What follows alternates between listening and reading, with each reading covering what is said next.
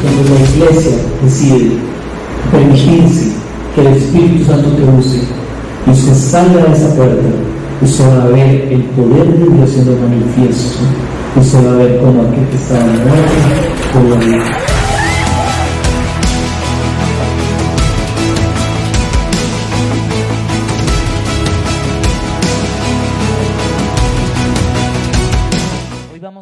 Obviamente, Domingo de Resurrección, bueno, tal vez no obviamente, pero Domingo de Resurrección vamos a hablar de la resurrección de Cristo. Espero que les haya gustado el pequeño stand que hicimos ahí en la entrada, estaba muy bonito. Yo creo que era para empezar a generar un impacto y darle también públicamente las gracias a los que estuvieron dedicados a eso. También, hermano, como usted sabe, estamos todavía con los temas del proyecto que tenemos para abrir otra sede. Estamos en ese proyecto y a la vez se están moviendo muchas cosas aquí. Sé que hoy está caliente, hay un aire nuevo que instalamos, pero no nos está sirviendo. Se instaló para hoy, no funcionó. Señor, danos comodidad en este tiempo. Así que invitarlo a que, como el Señor vimos hace unas semanas, como el Señor dijo en Getsemaní, la carne es débil, no permita que su carne se duerma, se distraiga, porque el espíritu tiene hambre, tiene ganas. Así que si usted hoy vino con ganas, créame que se va a llevar algo hermoso a su casa. Así que dispóngase, no se me distraiga y espero genuinamente que el Señor le hable hoy. Hermanos, hoy vamos a hablar, quiero empezar con eso. Haciendo una pregunta. ¿Qué diferencia el cristianismo del resto de religiones? Yo he visto mucha gente que hoy en día dicen que hay varios caminos o varias formas de llegar a Dios. Cuando nosotros vamos al cristianismo, el cristianismo dice que solo hay un camino para llegar al Padre, que es a través del Hijo, a través de Cristo. Él mismo proclamó y dijo: yo soy el camino, la verdad y la vida. Nadie viene al Padre si no es a través mío. Nadie viene al Padre si no es a través de mí. Pero me gustaría entender, porque yo creo que si hoy vamos a estudiar la resurrección, la resurrección de Cristo es el epicentro de la fe cristiana. Y para comprender ese epicentro tenemos que compararlo con muchas otras cosas que se venden afuera de cómo debería de ser la fe o cómo son otras religiones. Y todas las religiones tienen cosas en común. Por ejemplo, todas las religiones se basan en filosofías o principios. Pero hay un grupo selecto de religiones que se basa en personajes. La filosofía, sí, hay una parte teórica, pero la cara de esas religiones son personas. Y las 4 probablemente más grandes religiones son el ejemplo de esto. Voy a poner ejemplos. Los judíos tienen su imagen en la obra principalmente de Moisés y de David. Tienen a ellos dos como sus grandes figuras. El musulmán tiene a Mahoma como su grande figura. Los budistas tienen a Buda como su más grande figura. Y los cristianos tenemos a Jesucristo como nuestra más grande figura. Ahora, pero hay algo que diferencia el cristianismo del resto. Mi hermano, y quiero empezar con esto. Todas esas figuras, sus ideas quizás viven, sus filosofías, hoy quizás encontrarás algunas que son buenas, pero todas esas figuras hoy en día están en la tumba. Nosotros somos los cristianos la única religión donde nuestra figura principal, Cristo Jesús, hoy vive y reina por los siglos de los siglos, hermanos. La tumba está vacía, no hay nada ahí. Jesucristo venció la muerte y al pecado en la cruz del Calvario. Y yo creo y quiero hablarle de 3 temas que diferencian el cristianismo del resto de religiones. Número 1, el cristianismo tiene una trascendencia histórica distinta. Sin nosotros ser una religión que impone su postura, sin nosotros ser una religión que ha hecho guerras con tal de implementar, o que hoy en día mantiene guerras con tal de implementar su postura, hoy el cristianismo es la religión que ha generado el mayor impacto histórico. Es más, el tiempo ha sido dividido en 2, el tiempo antes de Cristo y después de Cristo. A ese nivel, el impacto histórico de Jesucristo se dio en el mundo. Número 2, la Biblia es el único libro religioso que tiene profecías. Y tiene cientos, es más, se cree que hasta una tercera parte de la Biblia contiene profecías. Y conforme pasa el tiempo, en lugar de que esas profecías desmientan lo que Cristo o lo que Dios quiso comunicarnos desde el principio, cada día más las profecías se van cumpliendo y cumpliendo hasta el final de los tiempos. Y el riesgo que un Dios soberano puso, solo un Dios soberano puede implementar una profecía, un Dios que tiene control sobre el tiempo. Ese Dios habló cosas que Él sabía que un día Él iba a llevar al cumplimiento. Y hoy nosotros seguimos un libro profético porque el cumplimiento se ha ido dando principalmente en Jesús y se terminará cuando el Señor regrese por cada uno de los que hemos nacido en Cristo, donde todo se llevará al cumplimiento final. Y mi hermano, ¿el riesgo cuál es? Que una profecía errónea y ya la Biblia se puede descartar como un libro falible. Hermano, un libro que contiene cientos, quizá miles de profecías y cada una se va cumpliendo una tras la otra. Pero el último tema, que es el más importante, entonces hay un hecho histórico, unas profecías que denota la Biblia, pero el principal, la resurrección. Sin resurrección no tiene razón de ser nuestra fe, pero la resurrección al final evidencia algo, que Cristo no era un hombre, era Dios encarnado. La prédica de hoy se llama La resurrección como evidencia de la divinidad de Cristo. Quiero invitarlo a que vaya a Mateo 28 del 1 al 7, vamos a leer del 1, dice: pasando el día de reposo, el Shabbat, ¿se acuerda?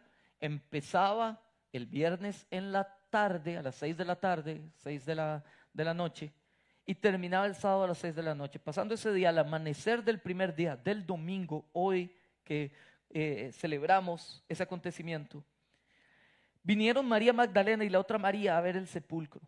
Y hubo un gran terremoto.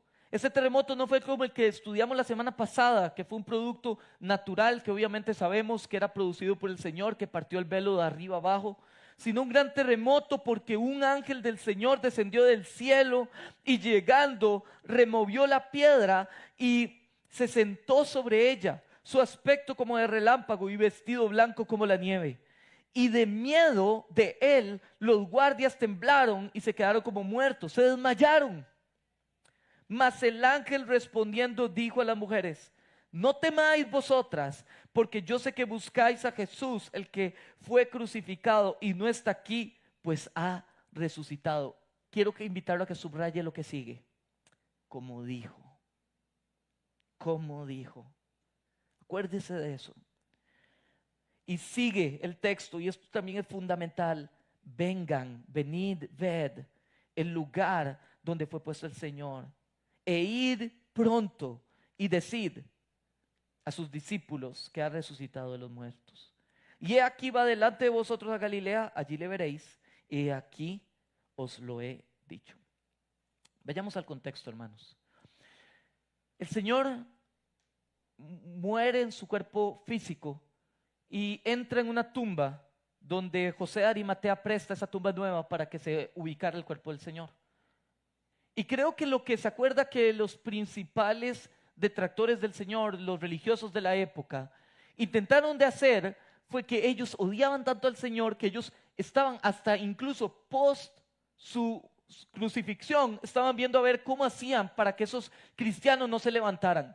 Y usted encontrará en el capítulo anterior que ellos se sientan a conversar con las autoridades romanas y ellos les dicen: los discípulos van a intentar de robarse el cuerpo y de fingir que Jesús se levantó entre los muertos. ¿Por qué? Porque ellos conocían las profecías. Ellos sabían que Jesús decía ser el Mesías, afirmaba ser el Mesías, y escrito estaba que el Mesías se iba a levantar de entre los muertos 3 días. Entonces, ellos intentan de tomar todas las precauciones para que nada saliera del control del plan malévolo que ellos estaban haciendo y que todo saliera conforme a lo que ellos querían. Entonces ellos vienen y le dicen, y esto es tan increíble, porque hermanos, a veces nos damos cuenta que lo que el mundo planea para mal, para el creyente ora para bien. Y ellos dijeron, ok, vamos a asegurarnos de que no pase a más. Y agarran, cierran la tumba con una piedra de 2 toneladas, 2 toneladas, guárdese eso, y le ponen un sello real en la forma, las piedras, eso no lo conté en el culto pasado, pero las piedras que cerraban las tumbas le hacían una leve inclinación porque mover una piedra de 2 toneladas es bien complicado. Entonces a la hora de cerrarla, la piedra quedaba cuesta arriba para que fuera realmente complejo poder abrir las puertas donde por lo general había muertos en decomposición que podían enfermar al resto. Ponen la piedra, sellan la piedra con el sello real. El sello real decía una cosa: usted abría el sello real, usted iba a ser condenado a muerte. Y probablemente a cruz, a ser crucificado junto con Cristo. Y aparte de eso, ellos piden de 10 a 16 soldados a que vayan a resguardar una tumba de un muerto. Y vayan, pónganse ahí al frente. Y la bendición de esto es que lo pusieron tan difícil que era imposible que alguien pudiera ir y usurpar esa tumba. Las mujeres venían caminando hacia la tumba. Ellas tuvieron que esperarse el Shabbat para poder ir. Era prohibido. Usted solo podía caminar ciertas distancias cortas para poder ir. Y llevaban todo lo necesario para embalsamar el cuerpo según la tradición. Envolver y embalsamar el cuerpo. Y yo no voy a imaginar, porque creo que eso es una mala práctica hermenéutica, qué fue lo que pasó, qué fue lo que pensaron. Pero sí voy a afirmar algo. Creo que cualquier locura que ellos pudieran pensar que pudo haber pasado, la que sucedió era la menos probable o la menos imaginable. Que yo iba a ir y me iba a encontrar en la tumba un ángel sentado en una piedra, el ejército romano en el piso y la tumba abierta, y que el ángel me diga Jesucristo resucitó. Mi hermano, yo no sé si usted se puede poner en el contexto, pero eso era irracional, imposible, ilógico. Ellos venían aún del dolor que había producido estar todo este tiempo llorando la muerte de Jesús. Iban a cumplir con lo que ellas ni siquiera pudieron haber tomado el tiempo para meditar qué estaba pasando. Es más, otro de los evangelios nos cuenta que ellas venían hablando en el camino y dicen, ¿cómo vamos a quitar la piedra? Sí, ¿cómo vamos a quitar la piedra para entrar? En fin, ante esta escena nos encontramos y lo primero que vemos es un llamado que nosotros, un resumen de lo que usted y yo, que esta resurrección nos impacta a nosotros hoy, que de esta resurrección los que hemos nacido de nuevo en Cristo disfrutamos hoy, nos hace un llamado este texto. Y resume el evangelio en 4 palabras. Vengan, vean, vayan, proclamen. Yo creo que no hay mejor resumen para entender cuál es el llamado del cristiano. Y el primero es, vengan a ver. Y la pregunta es, ¿a ver qué? Nada. Exacto. Porque no había nada, hermanos. Entraron a la tumba y vieron con sus propios ojos. Y lo que encontraron fue lo que menos esperaban. Nada. Nada. Hoy en día, hoy entramos a la iglesia y hicimos todo este stand para que usted pudiera entrar. ¿Y qué encontró ahí, hermano? Nada. Porque la tumba está vacía. Porque ya no hay cuerpo. Porque Cristo ya no está ahí. porque Cristo no se quedó amarrado por una puerta, sino que ha resucitado. Y el llamado a ver no es un llamado solo a lo que nuestros ojos pueden o tienen la capacidad de hacer, sino es un llamado a vengan, experimenten y comprueben por ustedes mismos lo que el poder de la resurrección puede hacer. Y yo hoy voy a ir dividiendo esta prédica en dos cosas, o en dos expectativas. Al público de los que conocemos al Señor y a los que no. Y yo creo que hoy hay gente que no conoce al Señor. Y yo quiero hacerle esta misma invitación a ustedes desde ya. Venga y vea. Venga y vea lo que Dios puede hacer. Venga y vea lo que Dios puede sanar. Venga y vea la paz que Dios puede traer. Venga y experimente el gozo que solo en Cristo hay.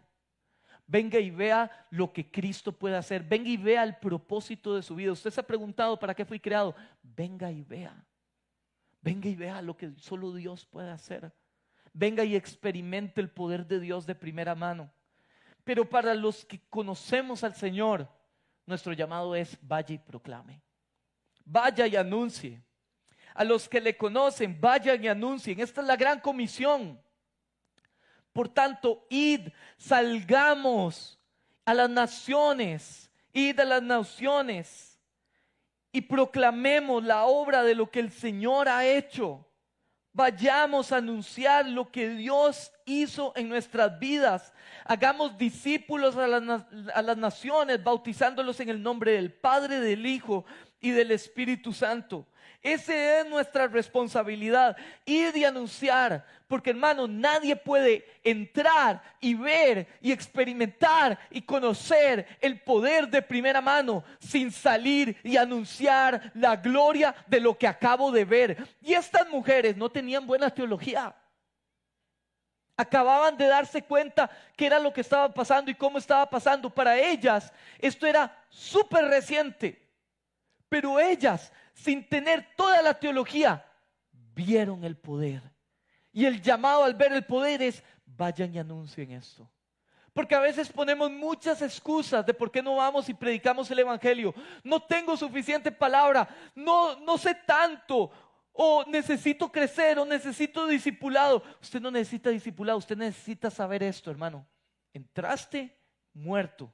Si experimentaste a Cristo, algo murió, experimentaste el poder de resurrección, hay una persona nueva. Y ahora esa persona nueva puede ir a decir, venga, vea lo que Cristo hizo en mí. Y si Cristo lo hizo en mí, lo puede hacer en ti. Si Cristo me libró a mí del pecado, te puede librar a ti. Si Cristo me libró de las adicciones, te puede librar a ti. Vaya y proclame. Vengan, vean, vayan y proclamen. Ahora, hermanos, la resurrección es tan importante en la fe cristiana que hemos pasado 2000 años. Y en 2000 años se han levantado detractor tras detractor, tras crítico, de personas que han intentado de inventarse argumentos para desmentir el hecho histórico, científico de la resurrección. Y quiero hoy tocarle algunos puntos porque para mí es importante que como iglesia sepamos esto. Hermano, una mentira. Si usted levanta hoy una mentira y la planean y la planifican y viene alguien y empieza a presionar y a presionar y a presionar y a presionar, sepa que en 1, 2, 3 días esa mentira se va a caer por sí misma. La Biblia ha sido presionada y presionada y presionada. El argumento de la resurrección presionado por 2000 años. Y hoy usted y yo estamos aquí producto de que conocemos la verdad. Y que la verdad sigue siendo vigente para nosotros hoy y ha transformado cientos de miles de millones de vidas a través de la historia. Hoy en día costaría que alguien ponga en tela de duda si Aristóteles o Sócrates existieron. Y quiero invitarlo a que si usted toma notas, tome notas de esto, vaya búsquelo en internet a ver si es verdad o no. Pero hoy en día los argumentos históricos no se prueban con el método científico. Usted no puede reproducir un escenario exactamente igual que hace 2000 años para ver si verdaderamente algo pasa o no. Esto se prueba con el método histórico crítico. Y el método histórico crítico se comprueba con escritos de personas que de primera mano, testigos, observaron, escribieron y así se reconstruye la historia. Ninguno de nosotros estuvo en la Primera Guerra Mundial y nadie duda su existencia. Ninguno de nosotros conoció a Sócrates o Aristóteles y nadie nega su existencia. Pero de Sócrates y Aristóteles hay aproximadamente 100 textos antiguos. Del Nuevo Testamento tenemos 5.800. 5.800. Es el libro que tiene más argumentación histórica. 25.000 textos del Antiguo Testamento antiguos, entre el siglo II y el siglo XV aproximadamente. Todos hablando una sola verdad, pero ahí no termina la Biblia. Autores como Josefo, como Tácito, como Celsius, autores romanos, no cristianos, escribieron de Jesús. Celsius dice, Jesús, aquel judío que hacía milagros a través de la magia. Solo así lo podía describir. Pero la vida de Cristo es un hecho científico comprobado. Ningún científico ateo reconocido que haya estudiado, que entienda el método crítico histórico puede desmentir que Jesús haya andado en la tierra. El problema aquí es que ellos intentan desmentir es la resurrección. Porque pueden decir que Jesús fue un hombre, pero si usted admite la resurrección, Jesús fue Dios. ¿Y cuál es el problema de esto? Que si Jesús vino, vivió y resucitó a los 3 días y es Dios, eso implica que si yo no cambio mi forma de vivir, me voy a ir al infierno. Y es ahí donde se levanta tanta argumento en contra de esto. Porque si yo lo apruebo, tengo que cambiar mi vida. Y si no, yo me puedo quedar viviendo en mi delicia, pecado, como usted lo quiera ver. Y los argumentos, aunque usted no lo crea, empezaron ese día. Cuando la resurrección se da, quiero invitarlo a que vaya al versículo 13. Los religiosos de la época empezaron a crear mentiras, diciendo a los soldados que llegaron paniqueados a informar lo que había pasado. Les dicen, decid vosotros, sus discípulos vinieron de noche y lo hurtaron estando nosotros dormidos. Y hoy quiero empezar a desmentir esto. El primer argumento es, los discípulos escondieron el cuerpo. Hermanos, vamos a analizar los hechos desde la parte lógica. Ahorita vemos la parte espiritual, pero veamos los hechos desde la lógica. Un grupo de cobardes que huyeron, que sabían que si los identificaban con Jesús probablemente iban a ser latigados o incluso quizás crucificados, huyeron despavoridos cuando capturaron al Señor Jesús.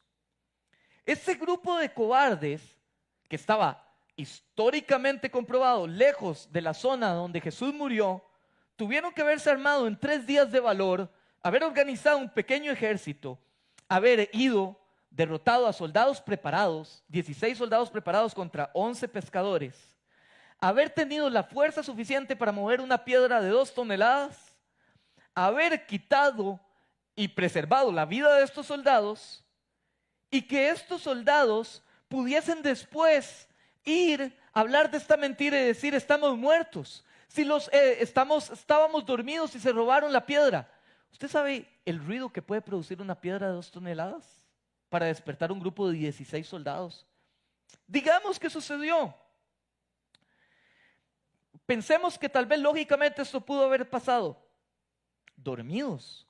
¿Se acuerda de Hechos 16? Está Pablo con Silas en la cárcel y el Señor viene y hace temblar las puertas de la cárcel y todos quedan libres y el soldado toma su espada y se iba a matar. ¿Por qué?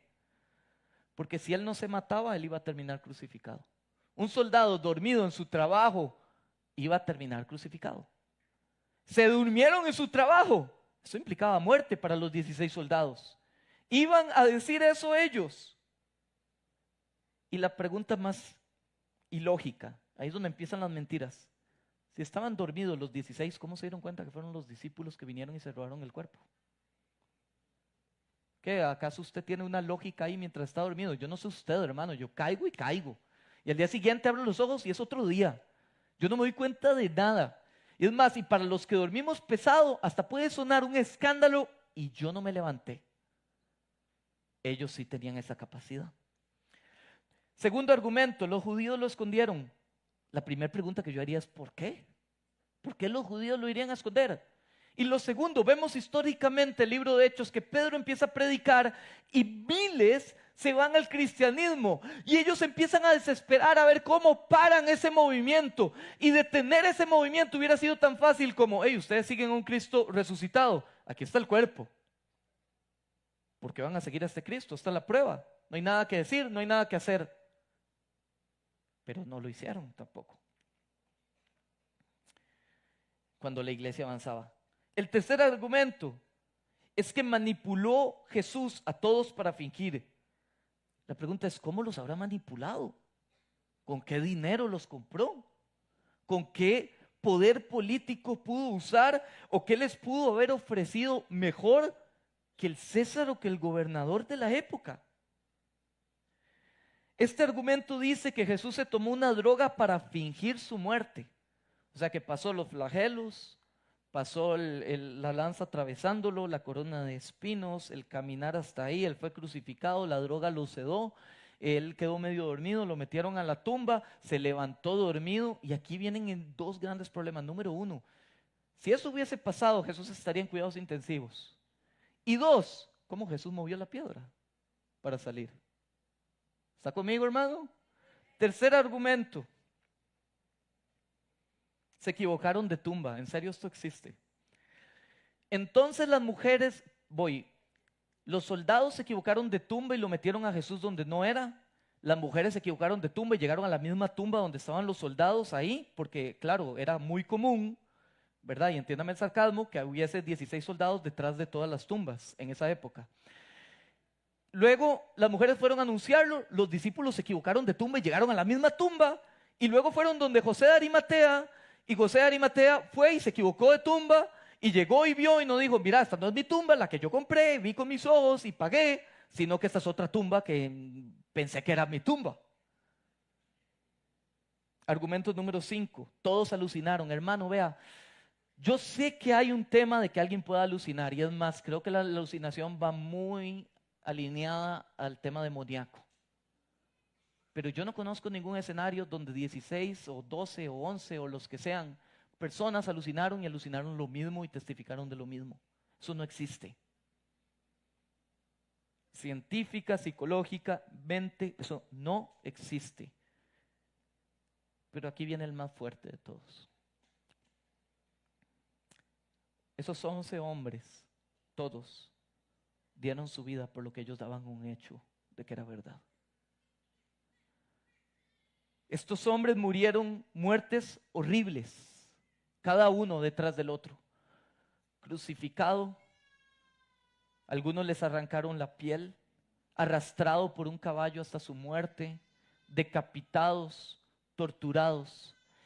Y científicamente, psicológicamente usted encontrará que la gente da su vida por un principio que ellos creen que es verdad y que luego en el caminar me doy cuenta que no era el principio. Yo di mi vida por un ideal que para mí era la defensa de la verdad, pero nadie da su vida por un argumento que muy en el fondo todos saben que es mentira.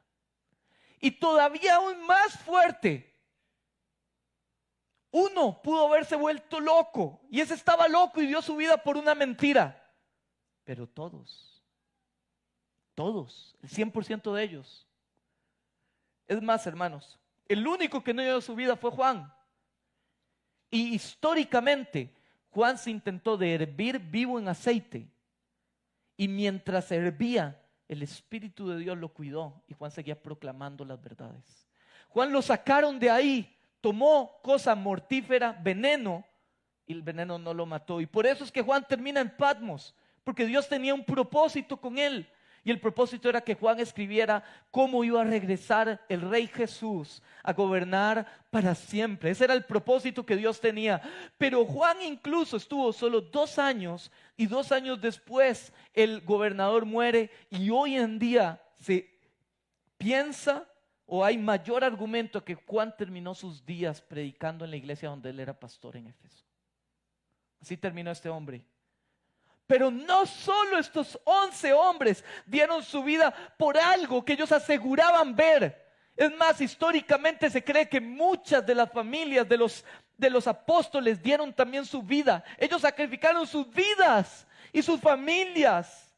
Sino que los discípulos de los apóstoles también dieron su vida por el evangelio.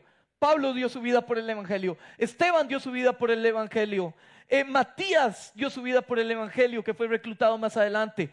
Pero los discípulos de ellos como Policarpo, los discípulos de ellos como Ignacio, Clemente, incluso a la fecha de hoy, William Tyndale, que fue el que tradujo la Biblia al inglés, dio su vida por el evangelio.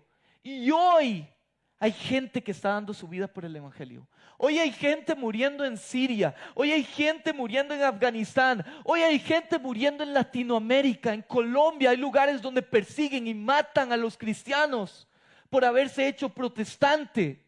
Hoy hay gente que da su vida por una verdad que defienden a muerte. Cristo hizo algo en mí. Cristo no solo resucitó, me resucitó a mí y no puedo negar lo que soy. Yo no sé cómo se ha comportado usted en su peor tiempo.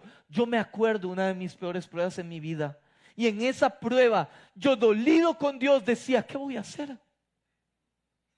Voy a negar todo lo que es verdad. Voy a negar cuántas veces Dios me ha salvado, me ha sanado, me ha protegido, ha estado ahí conmigo. ¿A quién iré? Se fue mi estandarte. Si solo tú tienes palabras de vida eterna. Ignorar el poder de Dios en la vida del creyente. Porque a esto quiero llegar.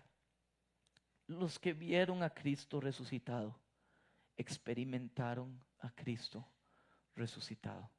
Y la resurrección que el Señor nos promete no es el día que nosotros muramos. Esa es la garantía de eternidad que Dios nos da. La resurrección que Dios nos promete empieza el día que tú le entregaste tu vida genuinamente a Cristo. El día que tú dijiste, ya no vivo yo, ahora vive Cristo en mí. Ese día algo murió. Ese día algo quedó ahí. Y la persona que se levantó era una persona hecha nueva, que habla diferente, que piensa diferente, que vive diferente, que ama diferente, que entiende diferente. Ahí algo murió y algo resucitó. Porque el que se encuentra con el Cristo resucitado, se encuentra con el poder de resurrección y vida del Espíritu de Dios. Y todo cambia. Todas las cosas son hechas nuevas. El poder de Dios es hecho nuevo. Todo cambia en la vida del creyente que se encontró con el Cristo resucitado. 2 preguntas más y ya voy llegando al cierre. Pregunta número 1, ¿por qué 3 días? La cultura judía nos enseñaba, o había una creencia judía en la época, que cuando se metía un cuerpo en una tumba, en 3 días había el espíritu empezaba a rondar en la tumba intentando volverse a meter al cuerpo. Solo lo que ellos creían. Pero ya al 3er día la decomposición del cuerpo hacía que el espíritu se fuera al lugar donde le tocaba ir y ya se daba por un hecho que la persona estaba muerta. Dios ya venía, Jesús venía manifestando lo que él iba a hacer. Jesús lo venía manifestando con la niña cuando le dice, Talita cumi, a ti te digo levántate y anda. Jesús ya lo venía manifestando cuando se para frente a la tumba de Lázaro 4 días. ¿Se acuerda que el Señor dijo, espera, no es el tiempo? 4 días, garantía absoluta de que esta creencia no era verdad, el que lo iba a levantar era Jesucristo. Y él pide que se quite la piedra y dice, Lázaro, levántate y anda. Y Lázaro se levanta. Jesús venía manifestando que él tenía dominio y señorío sobre los muertos, sobre la vida y sobre la muerte. Pero es aún más, yo le dije la semana pasada, el texto bizarro de Mateo 27, donde Jesús muere. Y un montón de gente, aparte de ver el temblor, el velo que se rasga de arriba abajo, no le voy a decir lo de la prédica, usted lo puede ver en su casa o lo vio la semana pasada, pero todo lo que vimos la semana pasada, usted ve que la gente estaba muerta y se levanta y camina. Y para mí es tan importante esto porque Yo creo que ese texto nos enseña esto, hermanos. Jesús no los retuvo 3 días. Jesús no duró 3 días en levantarse entre los muertos. El poder de resurrección en Jesús era tal que Él murió y 1 minuto después, 10 segundos después, yo no sé el tiempo, pero ya estaba el poder de resurrección y vida levantando personas entre los muertos. Ya estaba Jesús obrando. La muerte no lo pudo detener. Jesús estaba esperando el tiempo y se levantó 3 días, porque Jesús no iba a dar garantía de que iba a ser la creencia la que iba a decir que Jesús se levantó. Fue Él el que levanta muertos, el único que levanta muertos. Cierro con esto. Nosotros hemos sido resucitados una vez y para siempre. Nuestra muerte lo que nos da es la garantía de eternidad. Cuando muramos vamos a ir al cielo, no porque vamos a ser resucitados en el cielo, es porque ya fuimos resucitados en Cristo. Y nuestro cuerpo se queda aquí, pero nuestro espíritu va con el Padre. Yo le decía a mi hija en estos días, le decía, mi amor, me decía, papá, yo no quiero ir al cielo, en su ignorancia, porque el cielo es muy lejos y a mí me gusta todo. Yo le decía, mi amor, ¿qué es el lugar que más amas o que más disfrutas? Y ella me decía, papá, cuando fuimos ahí a Legoland o a SeaWorld. Y yo le decía, mi amor, cuando estabas allá, ¿extrañabas tu cuarto? Me dice, no. Le digo yo, mi amor, el día que vayamos al cielo, nada de lo que hay aquí lo vas a extrañar. Porque vas a vivir la presencia de Dios continua. Los que hemos experimentado la presencia de Dios de primera mano, los que hemos ido a su presencia y hemos visto la llenura y el amor y el gozo que es estar con el Señor diario, todos los días, por la eternidad en su presencia. Termina el texto diciendo, Mateo 28, 16. Pero los 11 discípulos se fueron a Galilea, al monte de Jesús, al monte donde Jesús les había ordenado. Y cuando le vieron, le adoraron. Le adoraron. Yo quiero hacerle una pregunta. ¿Se imagina ese culto de adoración? Con Cristo resucitado y glorificado en medio de las alabanzas de ese grupo de personas. Pero algunos dudaban. Esto le da tanta riqueza histórica al escrito de Mateo. Porque cuando por lo general se describen mentiras, las mentiras tienden a ser sensacionistas. Se magnifican, wow, y todos estaban ahí, todos celebraban, todos adoraban. Mateo dice que no, Mateo dice que algunos adoraron y otros tenían dudas. ¿Y sabes qué me duele, hermanos? Que esa es la realidad de todas las iglesias. Usted ve un grupo de gente deseoso, con hambre y sed del Señor, y otro grupo de gente que está esperando a que el pastor diga que el Señor le bendiga para irse a la casa. Un grupo de gente que le conoce, un grupo de gente lleno de dudas, de miedos, de preguntas.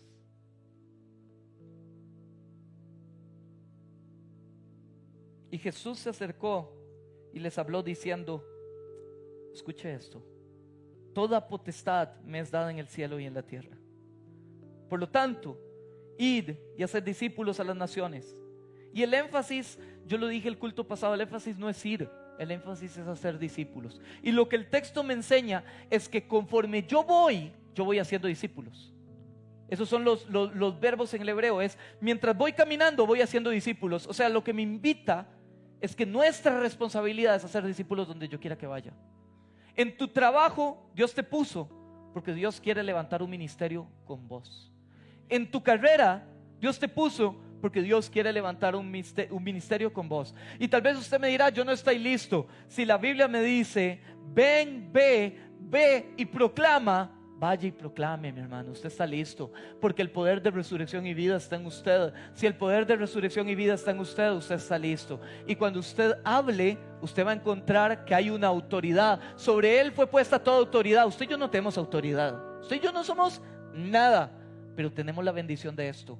Dios en su gracia y misericordia dispuso de toda su autoridad y la pone en nosotros. Y ahora cuando nosotros hablamos, la gente escucha, no porque haya autoridad en nosotros, porque su autoridad ha sido puesta en su nombre. Y cuando nosotros hablamos y proclamamos el nombre y decimos en el nombre de Jesús, la autoridad de Jesús va con esa oración, la autoridad de Jesús va sellada con el creyente, la autoridad de Jesús respalda lo que Él dijo, que sobre Él ha sido puesta toda autoridad, bautizándolos en el nombre del Padre, del Hijo y del Espíritu Santo, enseñándoles que guarden todas las cosas que los he mandado. Y he aquí, yo estoy con ustedes todos los días, el día bueno, el día malo, todos los días hasta el fin del mundo. Amén. Y yo creo que estas son conclusiones que quiero dejarle. Conclusión número 1, hermano: Jesús vino como el siervo sufriente, pero Jesús se le levantó de entre los muertos como el Rey de Reyes. Vino a morir en una cruz, pero una vez que Él murió, toda autoridad fue puesta sobre Él. Hoy tenemos nombre sobre todo nombre, y ya el Señor no viene como el cordero, ahora viene como el león rugiente, que habla, que dice, que proclama, que hace, que su boca se abre y no tiene rival, porque Él es el Rey de Reyes, toda autoridad. Pero ¿se acuerda cómo dijo el ángel? Ven y ve, Él resucitó. Y cierra diciendo, ¿cómo dijo que lo haría? En la cruz y en su resurrección encontramos esto: lo que Jesús dice se hace, punto. Si Él dijo que resucitaría, hermanos, si Él dijo, la Biblia empieza diciendo, en el principio creó Dios los cielos y la tierra, y eso es verdad. Y encontramos a través del diseño inteligente de que la creación inteligente demanda un creador. Si encontramos a través de la creación una ley universal, una moral universal, si encontramos que todo es producto de algo y hay un Dios creador de todo, y ese mismo Dios tiene control incluso de la muerte y del pecado, si Dios creó todo y Dios levantó a Cristo entre los muertos, mi hermano, todo es posible. El abrir el mar rojo es nada con el creador de todo. El sanar una enfermedad para el Señor es nada. El cambiar una realidad para el Señor es nada. El arreglar un matrimonio para el Señor es nada. El romper una adicción para el Señor es nada. Es nada. Como dijo, ¿y sabes lo que dijo? Yo estaré con ustedes siempre. Yo voy a estar ahí. Pero Marcos nos da una perspectiva adicional en su evangelio y habla del poder de resurrección para el que cree, para el que nació de nuevo.